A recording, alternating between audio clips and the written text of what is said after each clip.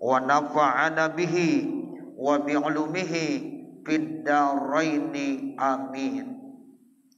Wa alaika bi ta'limil jahilina wa irsyadid dhallina wa tadzkiril ghafilin. Segenap ibu hadirat yang dimuliakan Allah Subhanahu wa taala, materi kita pada kesempatan siang hari ini masih melanjutkan bacaan kita pada 2 minggu yang lalu. Di sini pengarang kitab Al-Habib Abdullah Al-Haddad menjelaskan dengan redaksinya, wa alaika bi ta'limil jahilin, dan lazimkan atas kamu untuk senantiasa mengajarkan kepada orang-orang yang tidak tahu. Ini tugas kita. Tugas kita nih ibu, mengajarkan kepada orang-orang yang kagak tahu. Ilmu, mempelajari ilmu itu termasuk hukumnya wajib. Bagi orang-orang yang sudah memiliki ilmu, maka punya kewajiban, yaitu untuk mengajarkan kepada orang-orang yang tidak tahu. Makanya belajar ilmu itu hukumnya wajib. Di dalam salah satu hadis Rasulullah bersabda, ad-dunya mal'unatun mal'unun ma fiha. Jadi kata Nabi, dunia itu akan dilaknat. Bahkan bukan dunia saja yang dilaknat, semua isi-isinya yang ada di dunia dilaknat. Dilaknat itu artinya apa? Dijauhkan dari rahmat dan kasih sayang Allah. Jadi dunia dilaknat. Semua yang ada di dalam dunia dilaknat, termasuk kita sebagai manusia. Illal alim wal muta'allim wal dzakir. Kecuali ada 3 kelompok manusia yang tidak dilaknat oleh Allah di dunia. Siapa? 1 orang yang alim, 2 orang yang muta'alim yang belajar, yang ketiga orang yang senantiasa berzikir kepada Allah Subhanahu wa taala. Tuh makanya kita nih Bu harus menjadi salah satu daripada 3 kelompok ini kalau enggak mau dilaknat di dunia. Menjadi orang alim artinya kita punya ilmu. Atau yang kedua, muta'alim, menjadi orang yang mau belajar. Atau yang ketiga, wazakir, orang yang senantiasa zikir, yang selalu mau ya ingat kepada Allah Subhanahu wa taala. Hanya 3 kelompok inilah yang senantiasa mendapatkan rahmat dan kasih sayang Allah. Tuh, makanya dalam salah satu hadis Rasulullah bilang, kun aliman au muta'alliman au mustami'an au muhibban wala takun khamisan fatahlik au kama qala Rasulullah sallallahu alaihi wasallam. Jadi kata Rasulullah, jadilah kamu orang yang alim, orang yang punya ilmu. Kalau enggak jadi orang alim, menjadi muta'allim yang mau belajar. Ya, mau belajar ilmu. Atau ya mustami', mendengarkan orang yang sedang ya menyampaikan ilmu. Atau orang yang suka, muhibban, orang yang suka dengan orang yang sedang menyampaikan ilmu. Wala takun khamisan, jangan menjadi kelompok yang kelima. Kelompok yang kelima itu apa? Kagak alim, kagak muta'alim, kagak mustami, kagak muhib. Itu namanya kelompok yang kelima. Patahlik, nanti kamu akan celaka, hancur, binasa hidupnya di dunia. Alim enggak, belajar ilmu enggak, cinta sama ilmu enggak, suka mendengarkan ilmu juga enggak. Nah ini menjadi manusia yang celaka. Na'udzubillah min zalik. Makanya kita bersyukur kepada Allah, kita dijadikan sebagai kelompok-kelompok yang diperintahkan oleh Nabi. Ada yang alim, alhamdulillah. Makanya yang alim punya tugas apa? Ngajarin kepada orang yang kagak tahu. Makanya kita nggak boleh pelit sama ilmu, nggak boleh. Kata Nabi, man katama ilman, siapa-siapa yang menyembunyikan ilmu, kalau kita punya ilmu kita sembunyikan, al jamahullahu bilijamin yaumal qiyamah. Nanti orang itu akan dibelenggu di hari kiamat. Ya, dengan belenggu yang sudah dipanaskan di api neraka. Nauzubillah. Dibelenggu itu artinya dirantai, diikat. Ya, rantainya diambil dari api neraka. Nah, makanya kita saling membagi. Ya, yang punya ilmu harus menyampaikan ilmunya kepada orang yang kagak punya ilmu. Ini yang dimaksud wa alaika bi ta'limil jahilin. Tuh, jadi lazimkan atas kamu untuk mengajarkan kepada orang-orang yang tidak tahu. Wa irsyadid dhalin, dan juga memberikan petunjuk kepada orang-orang yang tersesat.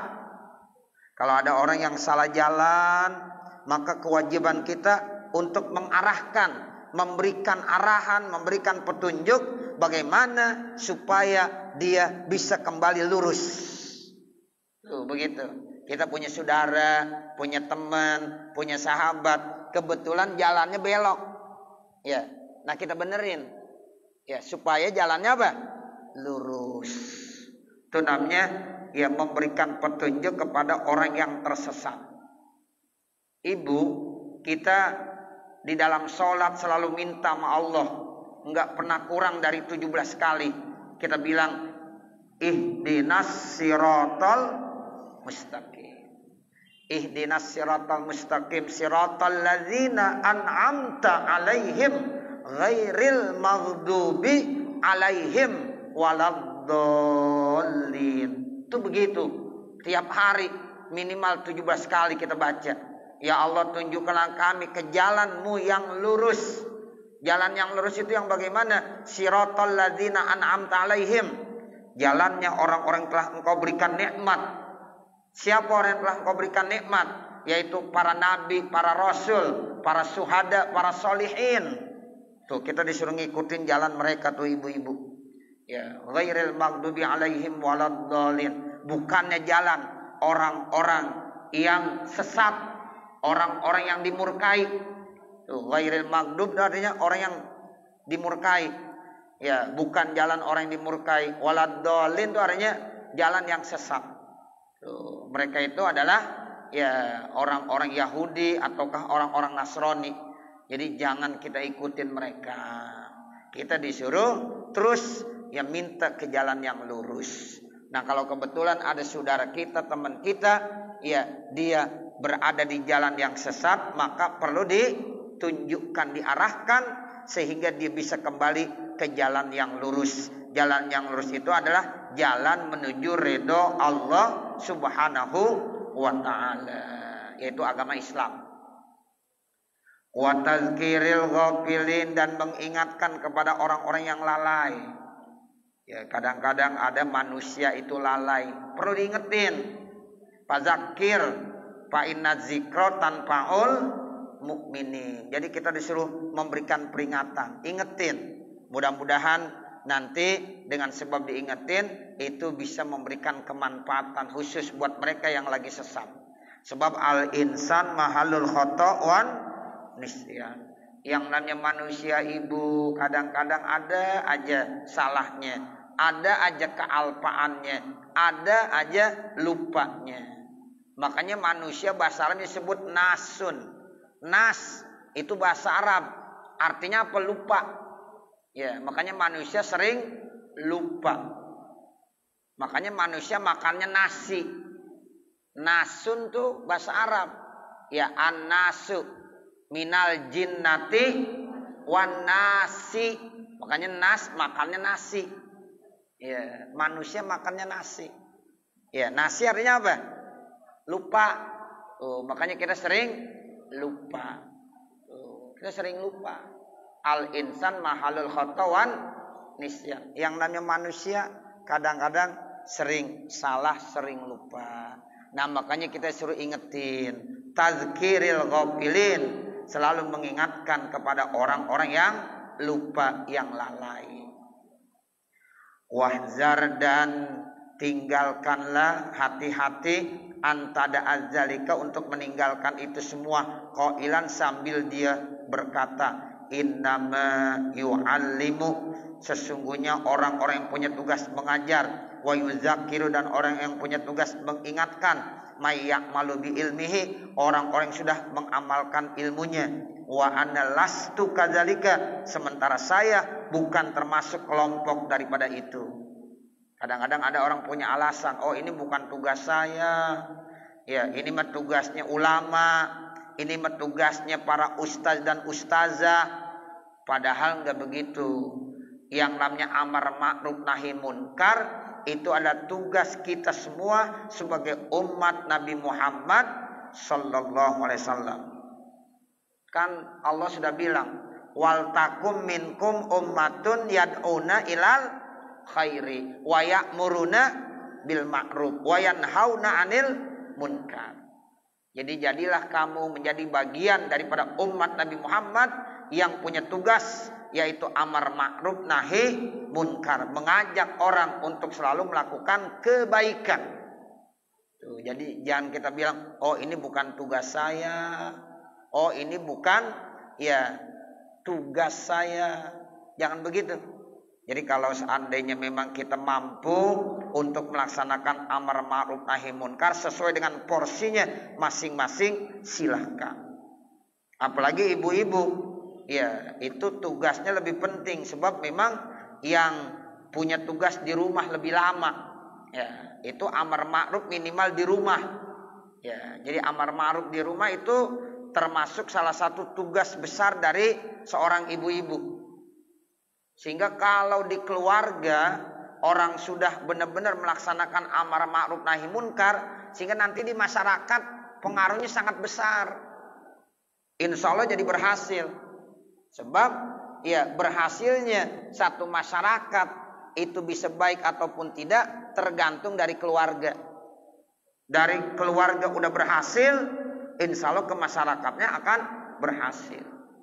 Jadi bagian yang sangat terkecil itu adalah keluarga, dan keluarga itu lebih banyak didominasi oleh ibu-ibu sebagai ya ibu rumah tangga yang punya lebih banyak waktu untuk mendidik anak-anaknya. Tuh seperti itu. Makanya pantas Allah Subhanahu wa taala berfirman, ya ayyuhallazina amanu qu anfusakum wa ahlikum naro. Jaga diri kamu dan keluarga kamu dari api neraka. Jadi yang paling penting di bagian yang terkecil dulu, yaitu di keluarga. Kalau keluarganya udah baik, insya Allah ke masyarakat jadi baik. Nah itu, jadi tugas kita semuanya seperti itu. Punya tugas untuk selalu mengingatkan satu dengan yang lainnya, khususnya di keluarga kita masing-masing. Ya, jadi jangan kita punya anggapan ini bukan tugas saya.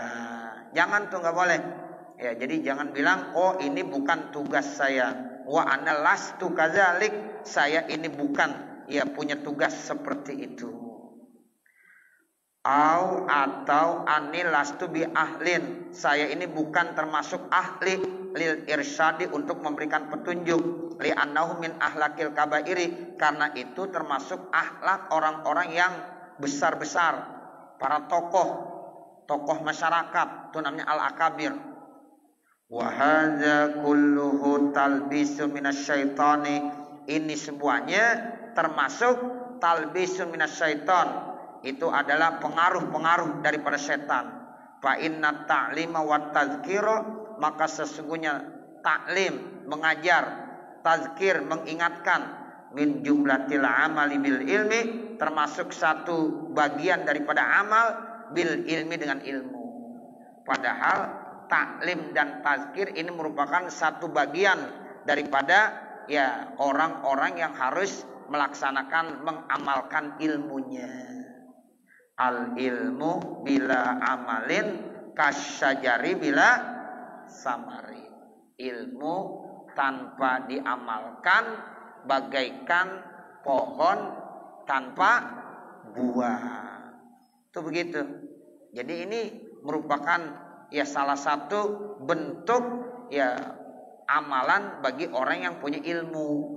Ya, jadi kalau orang yang punya ilmu ya harus diamalin. Amalinnya apa?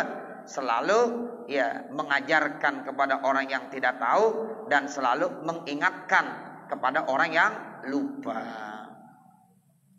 Wal akabiru, bermula orang-orang yang besar, para tokoh, soru, mereka itu menjadi akabiro, ya menjadi besar, illa bifadlillah. Jadi mereka itu tidak menjadi besar kecuali dengan anugerah Allah. Wal amali bi taatihi, dan selalu melaksanakan taat kepada Allah. Wa irsyadihim ibadallahi, dan mereka selalu memberikan petunjuk kepada hamba-hamba Allah, ila sabilillahi, menuju ke jalan Allah. Wa idza lam takun ahlan, kalau seandainya dia memang bukan ya ahlinya, falaisa laka tariqun ila husulil ahliyati, maka tidaklah bagi kamu jalan menuju ya ahli tersebut, ila fi'lil khairi, untuk mengerjakan kebaikan, wa du'a ilaihi, dan mengajak kepada kebaikan. Wa inna masyu'mu fid da'wa wa du'a'i, dan hanya saja itu bisa tercela kalau ada orang ngaku-ngaku ya wa du'a'i la ghairil haq, apalagi mau mengajak kepada jalan yang tidak benar. Jadi kalau kita ngajak kepada kebaikan itu sama aja melakukan kebaikan. Tapi kalau kita mengajak kepada sesuatu yang tidak baik, nah itu berarti dia sama aja melakukan ya satu perbuatan dosa dan maksiat, sehingga itu termasuk tercela. Makanya tuh ibu-ibu, misalnya ibu-ibu nih ngajarin kepada anaknya untuk melaksanakan sholat. Selama anak itu terus melaksanakan sholat, berarti apa yang dikerjakan sama anak ibu itu pahalanya ibu dapat terus tanpa dikurangi sedikit pun. Jadi anak-anak kita bisa sholat, terus bisa melaksanakan bentuk-bentuk ketaatan. Itu selama anak kita melakukannya, orang tuanya dalam hal ini ibu yang ngajarin, otomatis ibu dapat ganjaran pahala tanpa dikurangi sedikit pun. Masya Allah, itu nilainya begitu. Jadi orang-orang yang mengajarkan kepada kebaikan, insya Allah dia akan mendapatkan ganjaran kebaikan sama seperti orang yang melakukannya, tidak dikurangin sedikit pun.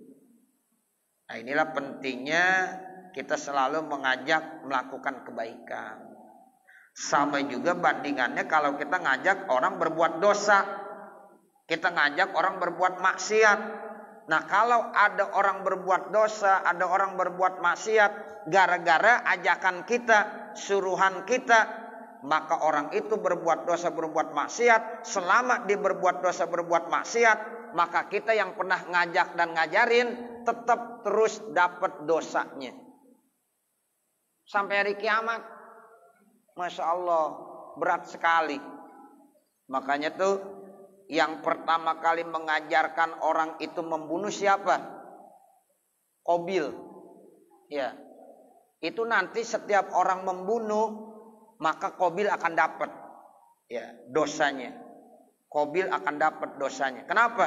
Karena dia yang pertama kali mengajarkan membunuh. Terus tuh ibu dapat dosanya. Sebanyak orang yang melakukan perbuatan dosa. Tapi kalau ada orang memerintahkan, mencontohkan berbuat baik, selama orang itu melakukannya, dia akan dapat kebaikan pahala. Walaupun orang itu sudah berada di alam barzah. Makanya jangan sekali-kali kita mencontohkan perbuatan-perbuatan dosa. Jangan sekali-kali kita mencontohkan perbuatan-perbuatan maksiat. Kalau perbuatan dosa, perbuatan maksiat dicontoh oleh orang, dengan contohnya kita, selama orang itu melakukannya, kita tetap dapat terus. Na'udzubillah min dzalik. Jangan ibu. Makanya mencontohkan kepada anak yang baik-baik semuanya. Jangan sekali-kali kita mencontohkan anak untuk melakukan perbuatan dosa. Ngajarin bohong aja nggak boleh. Ya, ada orang lagi utang. Ya, dibilang ntar kalau ada tamu bilang ya bapak atau ibu lagi nggak ada, padahal bapaknya ada, ibunya ada. Berarti kita udah ngajarin anak berbuat bohong. Tuh, ntar kalau ada yang datang bilangin aja, ya ayahnya nggak ada, mamahnya nggak ada, padahal ayahnya ada, padahal mamanya ada, tapi anak sudah diajarkan berbohong. maka anak itu berbohong. Selama anak itu berbohong, maka orang tuanya dapat dosa terus. Tuh begitu.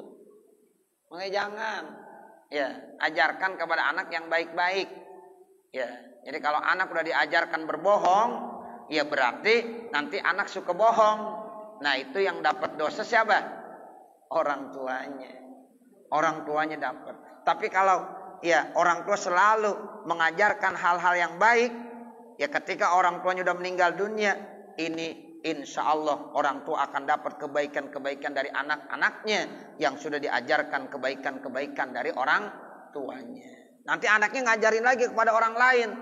Nah, itu orang lain melakukan kebaikan. Nih anak dapat dari mana? Dari orang tuanya. Tetap orang tuanya akan dapat ganjaran pahala. Makanya sosok manusia yang paling banyak pahalanya siapa? Nabi Muhammad. Emang kenapa? Karena Nabi Muhammad yang pertama kali mengajarkan amar ma'ruf nahi munkar. Setelah itu ya Abu Bakar.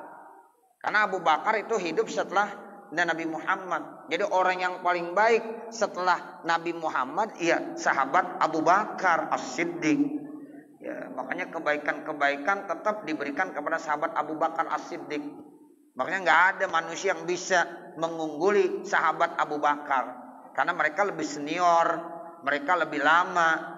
Ya, amar ma'rufnya udah lebih banyak.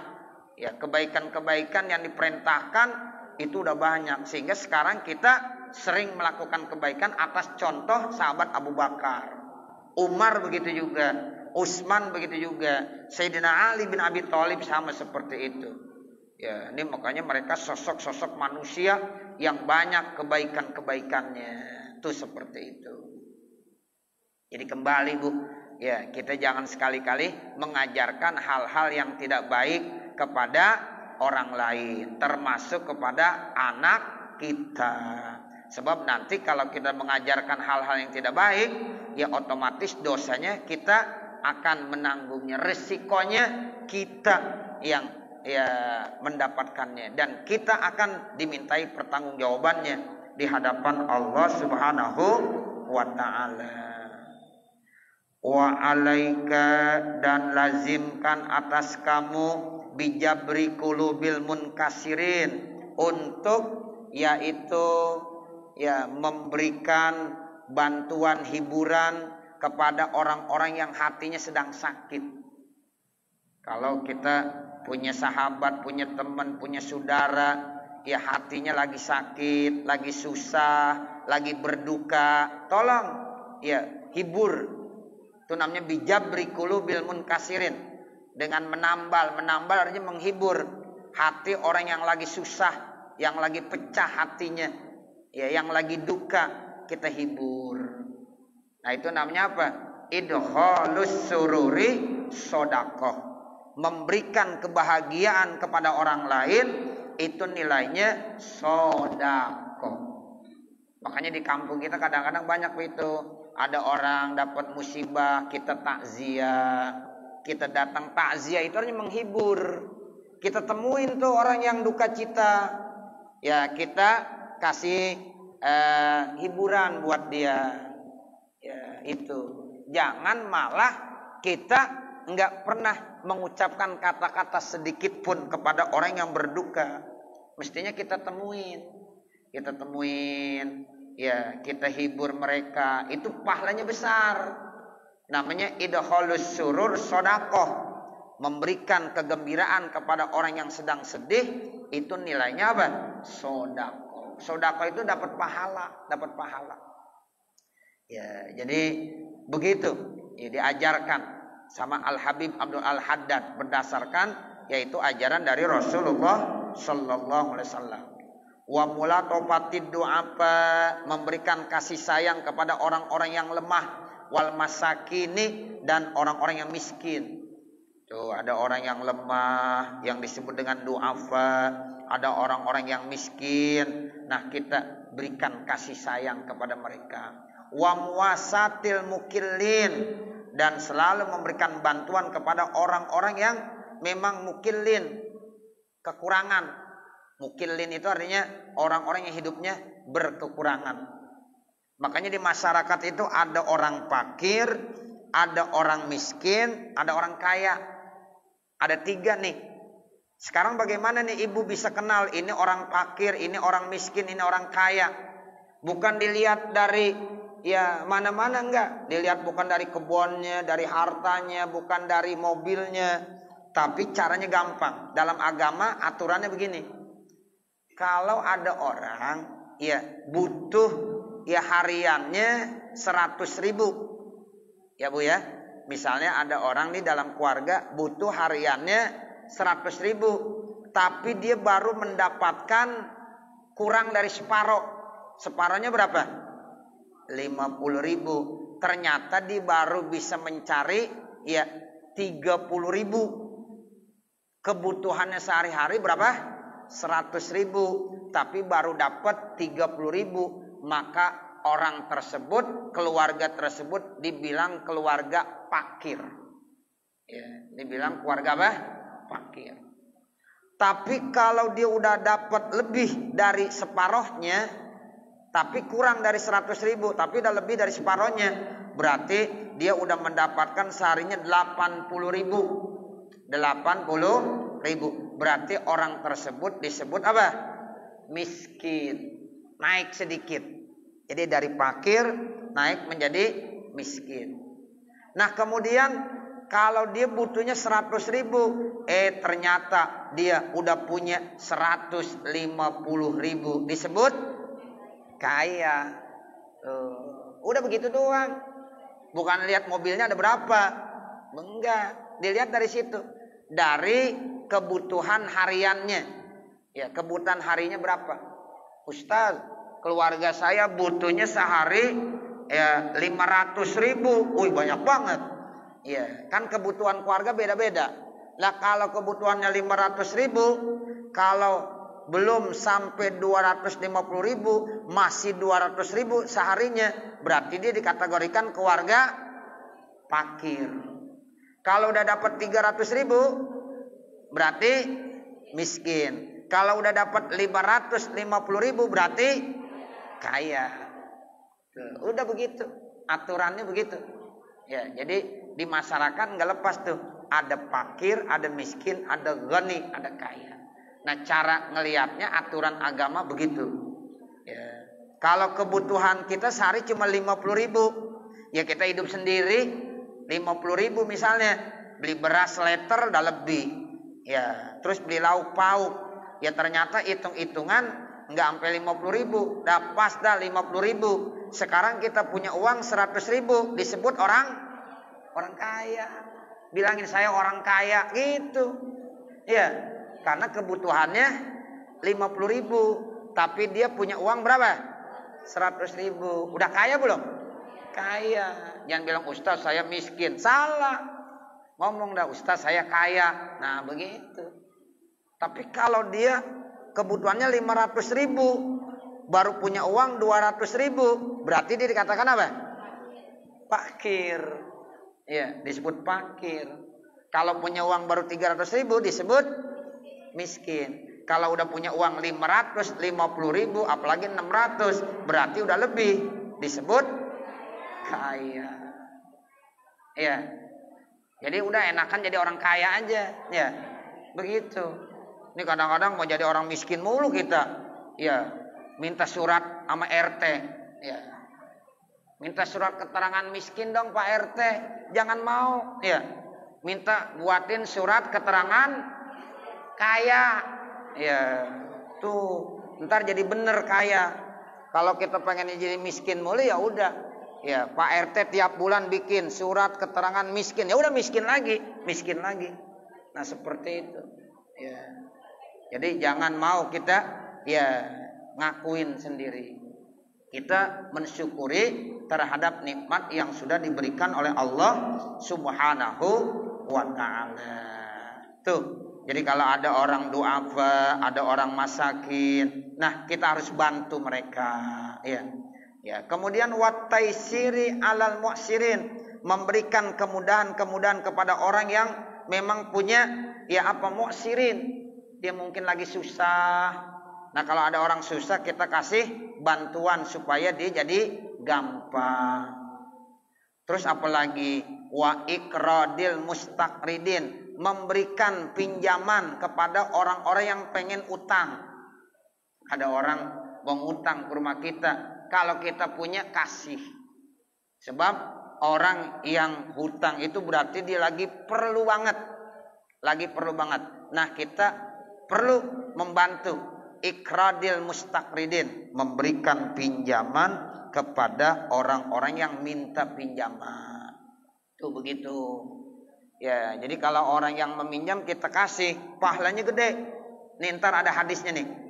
Wabil hadisi, di dalam hadis Rasulullah, inna sawabal qardi, sesungguhnya pahala memberikan utang, yazidu, itu akan memberikan tambahan nilai, ala sawabis sodakoti, atas pahala sodakoh, bisa niati adapin, 8 kali lipat. Tuh, 8 kali lipat ibu. Misalnya begini, contoh jelasnya, ada orang kita kasih sodakoh, nih saya sedekah buat kamu, itu pahalanya 1. Tapi kalau ada orang datang mau minjam utang kita kasih, itu pahalanya 8 kali lipat daripada sodakoh yang kita berikan. Ya, jadi memberikan pinjaman kepada orang yang memang perlu mau utang, nah itu pahalanya 8 kali lipat. Tapi jangan ngutang doang, ya gantinya kagak. Nah itu nggak boleh. Ya, jadi artinya ada orang misalnya mau berhutang, kita punya kita kasih. Tapi nanti yang ia berhutang itu kalau memang udah jatuh tempo harus dibayar. Makanya kalau orang utang tanya, bayarnya kapan? Jadi ada perjanjian ya ibu ya. Ini cara yang benar nih. Misalnya nih kita nih mau ngutang, kita kasih tahu saya akan bayar utang nanti misalnya tanggal 5 Oktober. Nah nanti pada saat tanggal 5 Oktober kita tuh ya mesti wajib bayar. Jangan cuma utang doang, bayarnya lupa mulu. Nah nggak boleh. Sehingga ada hadis Nabi, matlul ghaniyi zulmun, menunda-nunda bayar utang bagi orang kaya. Dia udah punya mampu, dia udah punya uang untuk bayar utang, tapi dia kagak mau bayar utang, itu zulmun, dosa. Jadi kalau kita nih ngutang nih sama tetangga kita misalnya, sama saudara kita misalnya, sama teman kita misalnya, ngutangnya berapa? 1 juta. Ya sesuai dengan perjanjian, tanggal 5 Oktober saya akan bayar. Ternyata tanggal 5 Oktober dia udah punya uang 1 juta, dia kagak bayar. Dosa enggak? Dosa. Kata Nabi, matlul ghaniyi zulmun, menunda-nunda bayar utang bagi orang yang sudah punya duit. Nah dia kagak mau bayar, itu dosa. Tuh, makanya nggak boleh. Kalau seandainya dia kagak punya duit, harus ngomong, datang ke rumah yang utangin tadi, ibu mohon maaf, mestinya saya harus bayar utang hari ini 100 juta, tapi mohon maaf dah, saya belum punya uang, saya janji 3 hari lagi. Nah nanti kita yang ngutang ini kasih dah, iya nggak apa-apa, silakan 3 hari lagi. Itu kita ngasih luang waktu begitu, dapat pahala juga. Setiap hari dinilai bersodakoh, setiap hari nilainya sodakoh. Nah nanti udah 3 hari, tolong ditepatin waktunya. Jangan nembak lagi, tar. Datang lagi, tar. Ya, nembak lagi. Ya, nah ini nggak boleh. Ya. Nah sehingga nanti, ya orang yang berhutang punya tanggung jawab, orang yang memberikan hutang juga punya rasa kasih sayang. Seperti itu. Jadi sehingga terjadilah ya apa? Satu hal yang sangat baik. Sehingga ini namanya saling tolong menolong satu dengan yang lainnya. Wallahu fi aunil abdi makanal abdu fi auni akhihi. Jadi Allah senantiasa akan membantu saudaranya selama saudaranya mau membantu ya sesama ya saudara. Kita kalau suka membantu kepada orang lain, nanti Allah akan membantu kita. Nah, orang lagi susah datang ke rumah kita, minta tolong supaya ya mau minjam, itu silahkan kita kasih, tapi dengan syarat orang ini amanah. Ya, nanti suatu saat waktunya bayar utang mesti dibayar. Tapi ada yang nanya, Ustaz gimana kalau dia cuma ngutang doang kagak mau bayar? Nah, nanti dia ngutang lagi jangan kasih udah. Ya. Karena apa? Karena utang-utang yang kemarin belum dibayar. Yang kemarin belum dibayar lagi. Ya, seperti itu. Jadi, ini aturan dalam agama kita seperti itu. Jadi kita saling bantu-membantu, tolong-menolong. Tapi yang diberikan bantuan karena yang namanya ngutang wajib bayar. Ya, karena yang namanya utang itu wajib bayar. Kalau enggak, nanti sampai di kuburan pun itu masih ditanya. Ada riwayat begini ibu ya. Ini penting nih ibu. Rasulullah ya mau nyolatin jenazah. Ternyata kata Rasul begini. Wahai sahabat-sahabat, apakah orang ini punya utang atau enggak? Lalu kata sahabat, punya ya Rasulullah. Orang ini ya punya utang. Terus apakah udah dibayar apa belum? Lalu kata sahabat, belum bayar utangnya ya Rasulullah. Kalau begitu saya kagak mau nyolatin jenazahnya. Rasulullah kagak mau nyolatin jenazahnya. Karena orang ini punya utang. Tiba-tiba Sayyidina Ali nunjuk tangan. Ya Rasulullah, saya yang akan jamin utang-utangnya. Saya yang akan jamin utang-utangnya. Kata Sayyidina Ali begitu. Ya. Setelah itu, ya kata Rasulullah, ya udah saya aja yang mau ngimamin. Ya, karena orang ini berarti udah nggak punya utang. Utangnya udah ya ditanggung oleh Sayyidina Ali bin Abi Thalib. Itu seperti itu. Ya, makanya ya begitulah caranya. Ya, orang-orang yang berhutang itu punya tanggung jawab yang sangat besar, ya, yang sangat besar sehingga ya dia harus membayarkannya. Sampai-sampai Nabi enggak mau nyolatin jenazahnya karena dia masih punya utang. Ya, seperti itu. Jadi kita kembali ke hadis ini. Ya, jadi kata Rasulullah sallallahu alaihi wasallam, inna sawabal fardi yazidu ala sawabis shadaqati bisamaniyati ad'afin. Ya, sesungguhnya pahala orang yang memberikan utang itu akan ditambahkan ya terhadap pahala bersedekah 8 kali lipat. Kalau kita ngasih sedekah misalnya 1 pahalanya, tapi kalau kita ngasih utang dikali 8. Tuh begitu. Jadi lebih besar ngasih pinjaman. Tapi nggak boleh pakai bunga, nggak boleh. Saya mau ngasih pinjaman ambil ibu-ibu, tapi ingat ya 1 juta nanti bayarnya 1.100.000. Ada kelebihan 100.000. Boleh nggak? Nggak boleh. Itu riba, haram hukumnya. Ya, jadi kalau kita ngasih pinjaman, minjemin 1 juta, ya udah 1 juta juga.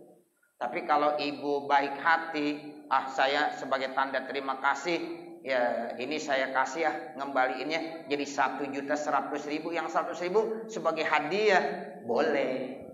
Ya. Tapi kalau ada perjanjian, ya kalau kamu utang sama saya, kamu harus tahu ya, kalau utang 5 juta nanti bayarnya 6 juta. Nah, ini nih nggak boleh nih Bu. Ya, ini haram, ini riba. Tapi kalau Ustaz, saya sih nggak pernah bilang begitu, tapi tiba-tiba waktu dia ngembaliin dinambahin jadi 5.500.000. Itu yang 500 ya saya kagak minta hadiah dari dia. Boleh nggak saya ambil? Boleh. Nggak apa-apa. Tapi kalau ibu memang persyaratkan harus ada uang tambahnya. Kalau minjem sama saya 5 juta, ngembalinya harus 5.500.000 atau 6 juta. Itu kelebihannya hukumnya riba. Riba itu hukumnya apa? Haram. Jangan, nggak boleh. Ya, kita tuh nggak boleh seperti itu. Ya. Nah ini makanya pahala orang yang memberikan utang itu besar, 8 kali lipat kebanding daripada dia memberikan sedekah biasa. Ya. Jadi innal qarda la yakhuzuhu illa muhtajun. Sesungguhnya orang yang utang itu tidak diambil kecuali orang yang butuh banget. Kalau dia kagak butuh banget nggak mungkin dia berhutang. Mungkin dia berhutang karena lagi butuh. Nah, karena dia butuh mendesak sehingga dia berani meminjam. Kalau enggak, dia enggak akan meminjam. Nah, makanya kalau kita punya kasih. Namun yang minjem tadi harus amanah. Suatu saat kalau memang udah janji harus ditepatin janjinya. Kalau memang meleset harus laporan. Ini tanggal 5 Oktober saya mesti bayar utang. Tapi mohon maaf ibu, saya nggak bisa bayar. Saya mohon diperpanjang waktunya. Itu namanya ada laporan dari dia. Ya, jangan akhirnya nanti malu. Ketemu jadi dia nggak jadi. Oh, nah ada dia. Gue nggak mau lewat sini dah, takut. Nah, akhirnya jadi begitu. Jangan. Ya, jadikan ya hal-hal ini sebagai hal-hal yang baik. Jangan malah nanti malu gara-gara nggak bayar utang. Nah, saya kira sampai sini Ibu, nanti baru kita lanjutkan wa alaika bita'ziyati dan seterusnya. Mudah-mudahan apa yang kita baca pada kesempatan ya sore hari ini ada manfaatnya, khususnya untuk pribadi saya dan mudah-mudahan juga untuk para ibu-ibu hadirat jamaah sekalian. Akhirnya manakala di sana sini terdapat kesalahan dan kekurangan, saya mohon dibukakan pintu maaf yang sebesar-besarnya. Wa mal kamal illa lillah. Tidak ada yang sempurna kecuali hanya Allah Subhanahu wa taala. Wa sallallahu ala sayyidina Muhammadin wa ala alihi wa sahbihi wa sallam. Walhamdulillahi rabbil alamin. Al-Fatihah. A'udzu billahi minasyaitonir rajim. Bismillahirrahmanirrahim. Alhamdulillahi rabbil alamin. Ar-Rahmanir Rahim. Maliki yaumiddin. Iyyaka na'budu wa iyyaka nasta'in. Ihdinas siratal mustaqim. Siratal ladzina an'amta 'alaihim ghairil maghdubi 'alaihim waladdallin. Rabbighfirli wa liwalidayya amin. Bismillahirrahmanirrahim. Alhamdulillahi rabbil alamin. Hamdan wa ni'amah wa yukafi mazida. Ya Rabbana lakal hamdu wa lakas syukru kama yanbaghi li jalali wajhikal karim wa li 'azimi sultanik. Subhanaka la nuhsi sana'an 'alaika kama asnaita 'ala nafsik falakal hamdu hatta tarda. Allahumma shalli 'ala sayyidina Muhammad wa 'ala ali sayyidina Muhammad sholatan tansharihu bihas sudur wa tahunu bihal umur wa sallim tasliman katsiran daiman ila yaumil ba'tsi wan nusyur. Innaka malikun rabbun ghafur. Allahumma ighfir lana dzunubana wa liwalidina wa limasyayikhina wa limuallimina wa liman lahu haqqun alaina wa liman ahabba wa ahsana ilaina wa lil hadirina wa likaffatil muslimina ajma'in. Allahumma anfa'na bima 'allamtana wa 'allimna ma jahilna wa 'allimna ma yanfa'una wa zidna 'ilman nafi'ah.